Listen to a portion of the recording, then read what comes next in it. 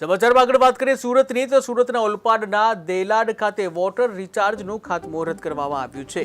પાણી પુરવઠા મંત્રીના હસ્તે ખાતમુહૂર્ત કરવામાં આવ્યું છે ત્યારે પ્રદેશ અધ્યક્ષના જન્મદિવસે 108 ગામોને ભેટ આપવામાં આવી છે। કેન્દ્રીય જળ સંચય મંત્રી CR પાટીલે વર્ચ્યુઅલ જોડાયા હતા। જ્યાં ગામનું પાણી ગામમાં, સીમનું પાણી સીમમાં રહેશે ત્યારે વરસાદી પાણી બોરમાં જાય તે માટે વોટર રિચાર્જ કરવાની યોજના આવી છે। પ્રદેશના યશસ્વી પ્રદેશ અધ્યક્ષ CR પાટીલ સાહેબ કેન્દ્રના જળશક્તિના કેબિનેટ મંત્રી બન્યા પછી અને આજે એમનો જન્મદિવસ છે ત્યારે ઓલપાડ 155 ઓલપાડ વિધાનસભાએ જન્મદિવસ અનોખી રીતે ઉજવવાનું નક્કી કર્યું છે।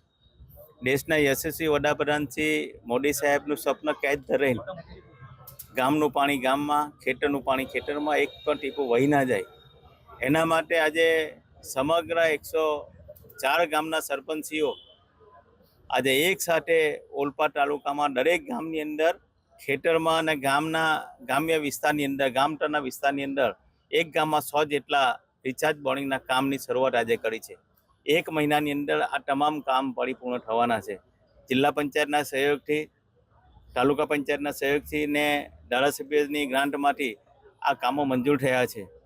આજે શ્રી CR પાટીલ સાહેબનો જન્મદિવસ છે તો એમને જળશક્તિ મંત્રાલય સંભાળ્યા પછી સમગ્ર દેશની અંદર વોટર રેન હાર્વેસ્ટના કામ જે રીતે કરે છે એમણે જે આપેલું કામ એ સમગ્ર દેશની જનતાએ જન આંદોલન બનાવી દીધું છે। ગુજરાતના પ્રદેશના યશસ્વી પ્રદેશ